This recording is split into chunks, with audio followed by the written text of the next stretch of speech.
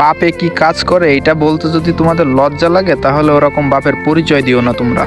আসলে কাজ করতে যে মানে মেশিন স্টার্ট দিতে যে হাতে যে গায়ে লাগছে দেখছেন, ফুলে গিয়েছে মানে ব্যথা। আপনারা ভিডিও আগায় দেখাও সবাই দেখছেন। আসসালামু আলাইকুম। তো এই ভিডিওটা হচ্ছে আমার যেদিন দুর্ঘটনা ঘটে সেদিনকার ভিডিও। আসলে ওই দিন আর ভিডিওটা ছাড়া হয় না, তোমার হাত ভালো ছিল আর এই কাজটা করতে যেয়ে হচ্ছে আমার হাতটা ভেঙে যায়। আমার জীবনে আমি অনেক ভিডিও করছি, ফানি ভিডিও, ব্লগ ভিডিও, যেটাই বলেন না কেন, কিন্তু আমি আজকের যে ভিডিওটা করছি আসলে এই ভিডিওটা আমার লাকি ভিডিও, আবার বলতে পারেন দুঃখজনক ভিডিও।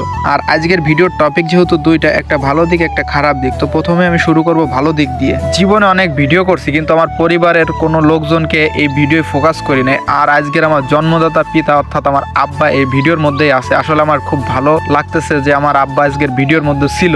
আর আব্বা এই ভিডিওর মধ্যে থাকার একটাই কারণ, আব্বার একটু মাছ ধরার নেশা বেশি। আর আজকে যেহেতু আমার পুকুরের মাছগুলো মেশিন দিয়ে ধরবো, তো তার জন্য আব্বাও আসছে মাছ ধরতে। আর এই জন্য হচ্ছে আব্বা এই ভিডিওর ফুটেজে থেকে গেছে। আর আমি সত্যি আজকের অনেক লাকি যে আজকের ভিডিওতে আমার আব্বা আছে।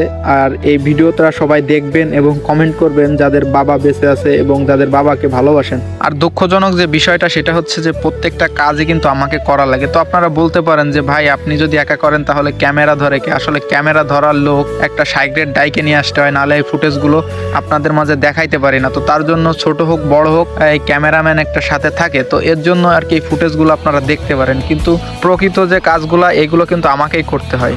কাজের প্রথম দিকটা বেশ ভালোই যাচ্ছিলো, কিন্তু আপনারা ভিডিওর প্রথমে দেখছেন যে আপনাদের দেখাইছি যে হ্যান্ডেলের বাড়ি খেয়ে আসলে হাত ফুলে গেছে। তখন হচ্ছে ফার্স্ট টাইম হ্যান্ডেলের বাড়ি খাইছি ম্যাশিং স্টার্ট দিতে যে, আর তখন থেকে হচ্ছে ফুলা শুরু করে দিছে আমার হাত। তো ওই ম্যাশিং স্টার্ট দিতে যে আমি হাতে যখন হ্যান্ডেলের বাড়ি খাইছি, তো আব্বা আমার পাশেই দাঁড়াইছিল। তো আব্বাকে আমি বুঝতে দিই নাই। আর এই বুঝতে দেওয়ার না কারণে আসলে সমস্যাটার একটু বেশি হয়েছে, কারণ এই ভাঙা হাত নিয়ে আমি সর্বোচ্চ চেষ্টা করছি কাজ করার। আমি আসলে বুঝতে পারি না যে আমার হাতটা এইভাবে ভেঙে গেছে।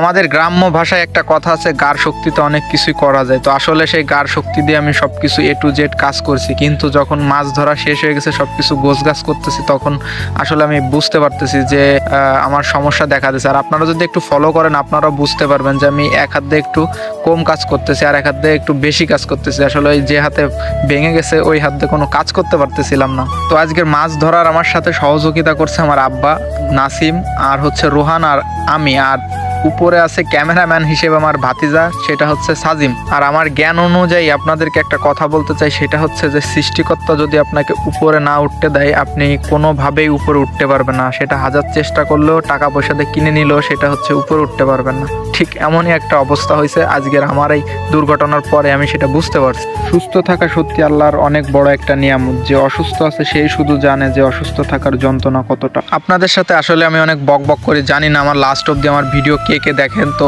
আসলে আমি অনেক অসুস্থ, আর আমার জন্য সবাই একটু দোয়া করবেন আমি দ্রুত সুস্থ হয়ে যেতে পারি। তো সবাই ভালো থাকবেন, সুস্থ থাকবেন। আর নেক্সট কোনো ভিডিওতে আপনাদের সাথে আবার কথা হবে। আল্লাহ হাফেজ।